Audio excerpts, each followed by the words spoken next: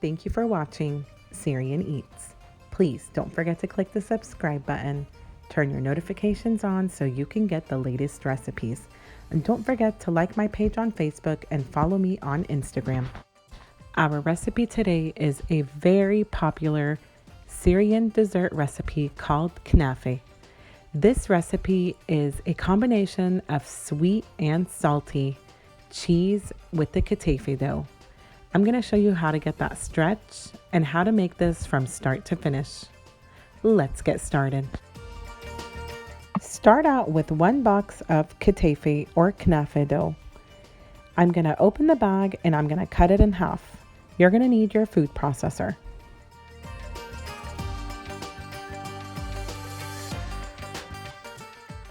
I'm going to add half a batch at a time, so 2 batches, until we get a fine dough. So I'm going to blend the first batch and then I will blend the second one, and I'm going to add it to a bowl.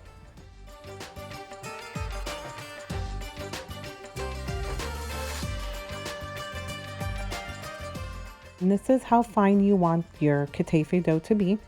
I'm going to add my second half and get that blended up.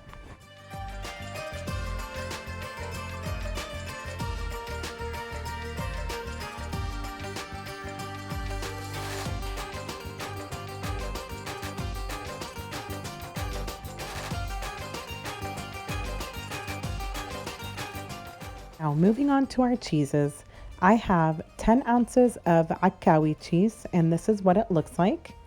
And I have 10 ounces of fresh mozzarella cheese. Now the Ackawi cheese is a salty cheese, so you need to put that in cold water, in a bowl of cold water, for at least 30 minutes to an hour before you want to use it. And keep changing the water on it probably every 15 minutes just to lessen the salt content. I'm going to drain my water on the cheese and I'm going to shred both cheeses in my food processor. I added the cheese grinding attachment, or you can use a manual cheese grater.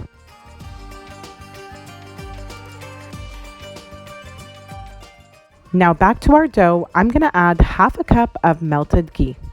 And we're going to start incorporating the ghee with the dough. You want to make sure you get all that dough coated with that ghee.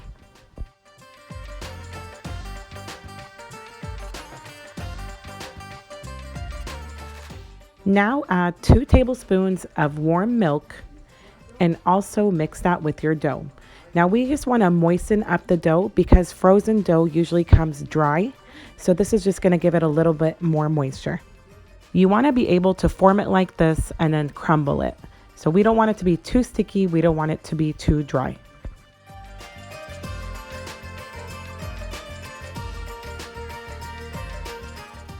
I felt like it needed a little more moisture, so I added half a teaspoon more of milk.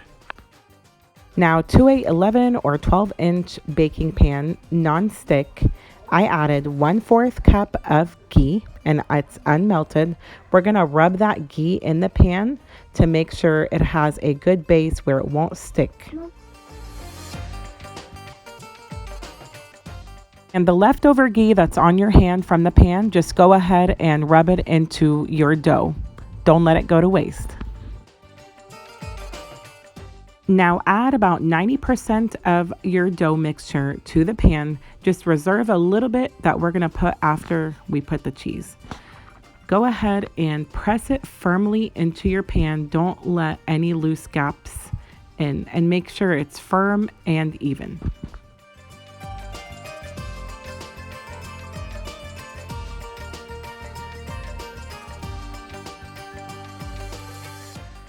Now evenly spread your shredded cheese on top.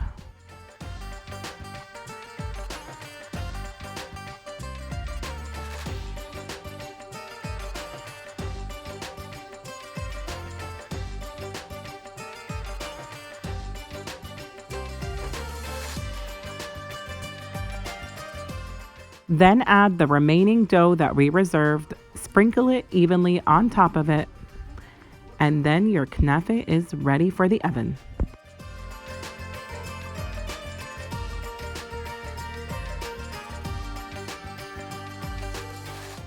I'm going to make a little hole in the middle. This hole will indicate how brown it has brown from the bottom because we can't see underneath the pan. So this is what my pan looks like. It's ready to go into a 350-degree oven for 25 minutes. The reason I put a hole in the middle is it'll tell us how golden it is while it's baking because we can't see the bottom of the pan.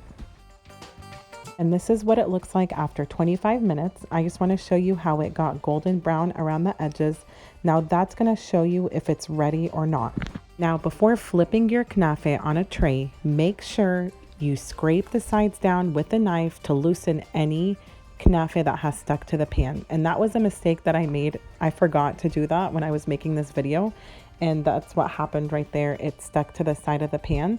But as long as you scrape the sides, it shouldn't stick because we did put a lot of ghee or butter on there whenever we were baking it. Now it's ready for some room temperature simple syrup. If you don't know how to make my simple syrup, I'll put the link in the description box below. And your Knafeh is ready to serve. There's not a certain amount of simple syrup to add on top. Just make sure you coat it all with the syrup. And later on, whenever you scoop it up, you can always add syrup on the top if you feel like it needs a little more sweetness.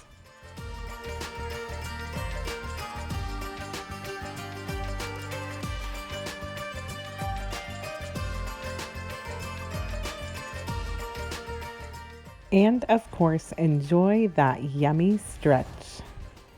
Thank you for watching this simple and easy recipe. I hope you enjoy making it at home.